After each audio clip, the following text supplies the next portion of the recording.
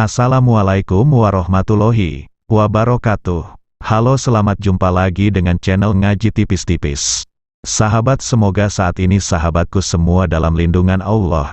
Semoga tetap sehat dan selalu rizki melimpah. Di pertemuan kali ini saya akan menguak tentang Islam Jamaah, dan semua akan dicerahkan oleh Al-Ustadz Khalil Bustami.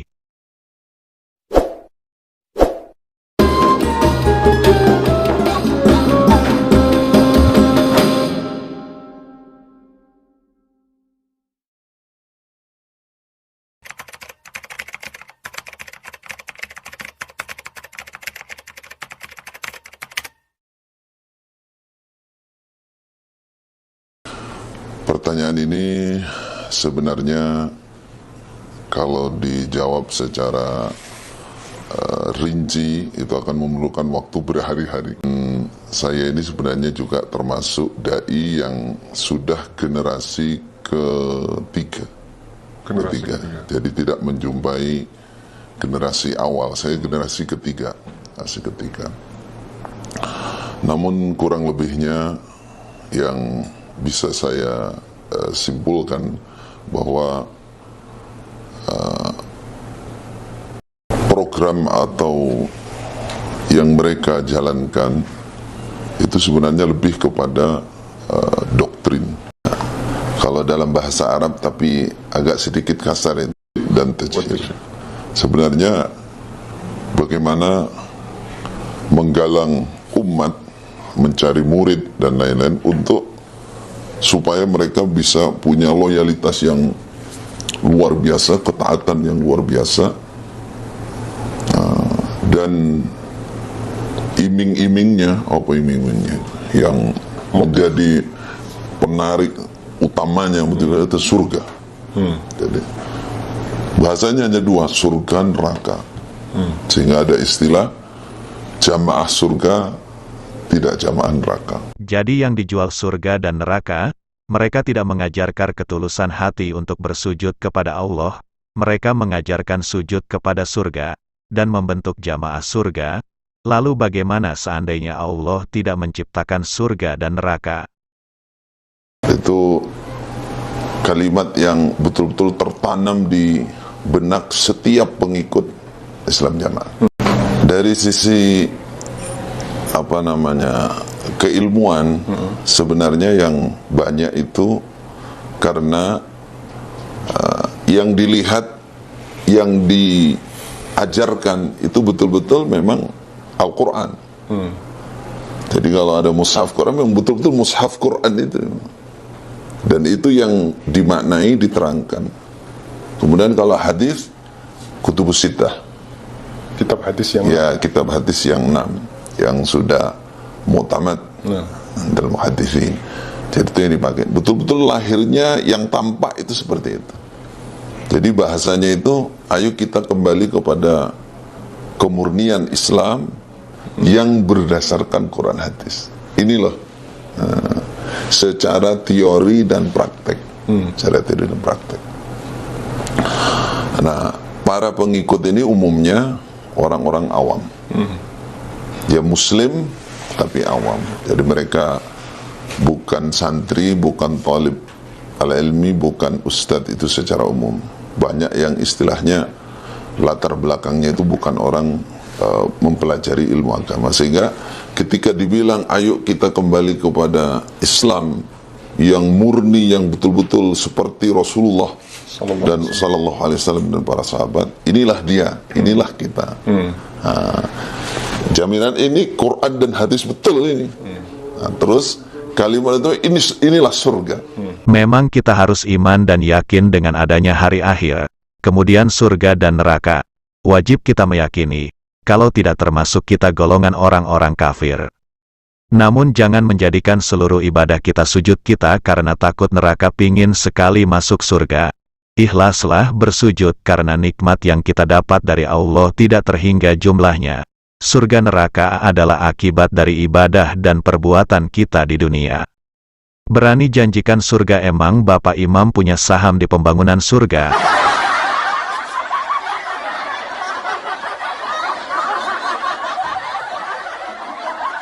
Pertama, Jadi mengkultuskan yang namanya Syekh Al-Ubaidah atau Kiai Al-Ubaidah ini diceritakan tahun 30, yang selalu diceritakan begitu, tahun 1930 sampai 1940 di Mekah, sekolah di Darul Hadis, belajar kepada Syekh Umar Hamdan Al-Mihrasi untuk kutubus sitahnya, dan yang lain-lain belajarnya kepada Syekh Abu Sama Abdul Lahir, imam dan khatib Masjidil Haram, yaitu pendiri, muassis sekolah Darul Hadis. Sekolah Darul Hadis. Jadi yang diceritakan, ditanamkan sehingga orang percaya dengan apa yang dibawa ini betul-betul murni. Tadi tampilan pertama betul Quran hadis, kemudian pendirinya lulusan Mekah lah kalau masih sekarang, berguru di Mekah, terus dikemas lagi bahwa saat itu betul-betul Mekah murni. Nah, saat itu hanya 10 tahun itu.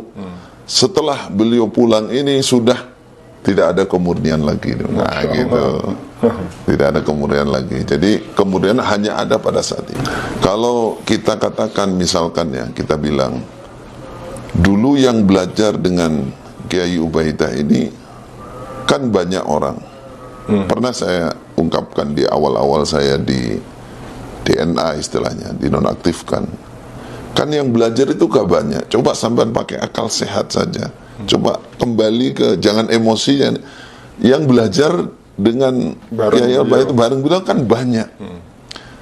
Mungkin enggak yang benar menerima ilmu hanya satu orang.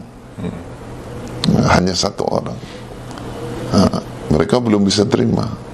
Pokoknya dulu yang berani untuk mempraktekkan kemurnian itu hanya satu, gitu bahasanya. Lainnya nggak berani. Terus belajar mustalah ini ya semenjak saya datang. Pulang dari Mekah 2010 itu mulai belajar mustalah hadis. Itu pun saya di dalam itu harus berjuang untuk meyakinkan mereka supaya mau menerima. Mulai belajar tafsir sedikit-sedikit. Jadi kembali ke pembahasan tadi, setelah istilahnya yang ditampilkan betul-betul Quran dan hadis, di mana letak penyimpangannya? Karena makna dan keterangan ma'ani itu kembali kepada pemahaman yang mereka miliki, tidak merujuk kepada tafsir maksur, akli, nakli, nggak ada merujuk itu. Umpama merujuk, betul merujuk, itu diambil yang kira-kira sesuai dengan apa yang mereka mau, walaupun kadang-kadang arti itu dipaksakan.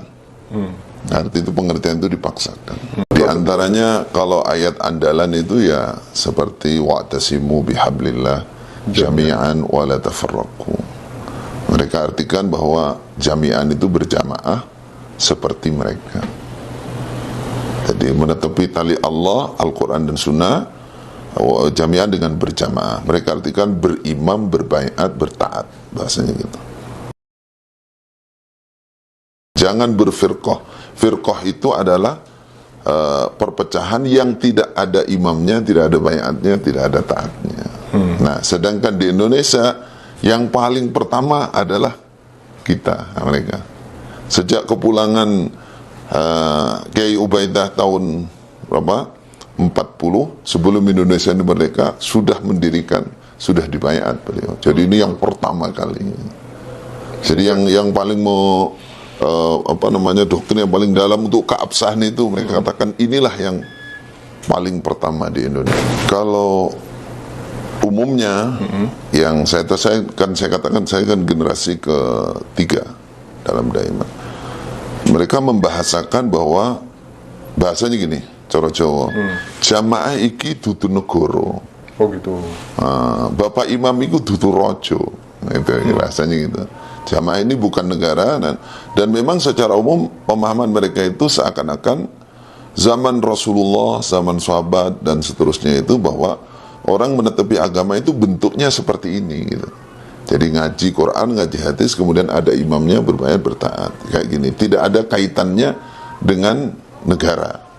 Mereka katakan begitu, sehingga dalam nasihat bulanan yang tertulis itu dalam pembukaan pasti itu ditulis ini urusan agama Adapun masalah kemasyarakatan, keduniaan dan kemasyarakatan, kita sebagai warga negara Republik Indonesia, begitu tulisannya. Jadi secara umum mereka tidak ngerti apa itu khilafah. Bahkan yang jadi imam pun wakil-wakilnya mereka nggak ngerti apa itu khilafah, nggak paham dan nggak punya niatan tujuan ke sana. Walaupun dalam praktek ya, betul-betul mereka ditaati sebagai ulil amri bahasanya. Jadi kalau dikatakan ya ayyuhalladzina amanu ati Allah ati Rasul wa ulil amrinya para imam itu. Bukan ulil amri yang berkuasa yang seperti kita pahami umumnya Ahlussunnah wal Jamaah, bukan.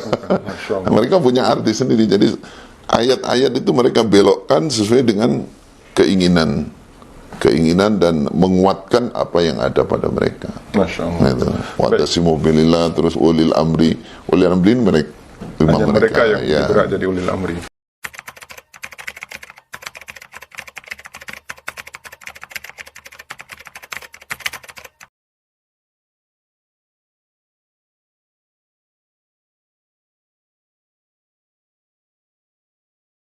Yang menjadi masalah itu karena mereka nggak mengenal itu semua. Jadi nggak mengenal usul tafsir, nggak mengenal syarah, tidak mengenal mustalah hadis, nggak mengenal sejarah bagaimana penjelasan, tidak, buta sama sekali, buta. Dan itu mereka katakan bahkan mendekati haram untuk dipelajarkan. Itu kitab karangan mereka katakan. Tidak bisa. Iya, jadi tidak murni lagi, bukan kemurnian. Jadi mereka nggak kenal usul tafsir itu apa, nggak kenal bagaimana tafsir itu terbagi dua, ma'thur, ma'qul, nggak tahu, nggak kenal.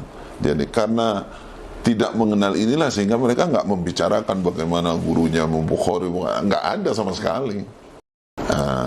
Inilah yang juga menjadi sorotan utama. Bahkan imam mereka yang sekarang baru aja sudah banyak kan di medsos mengatakan bahwa imam 4 itu jahiliyah semua.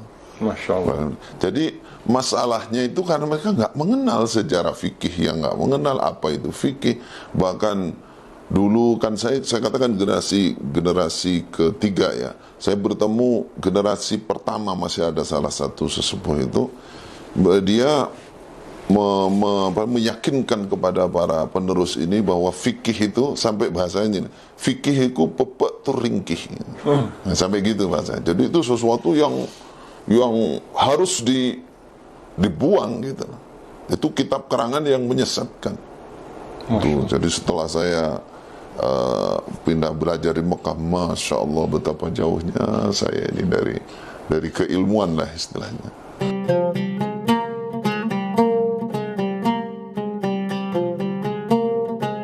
Demikian pencerahan dari Ustadz Khalil Bustami.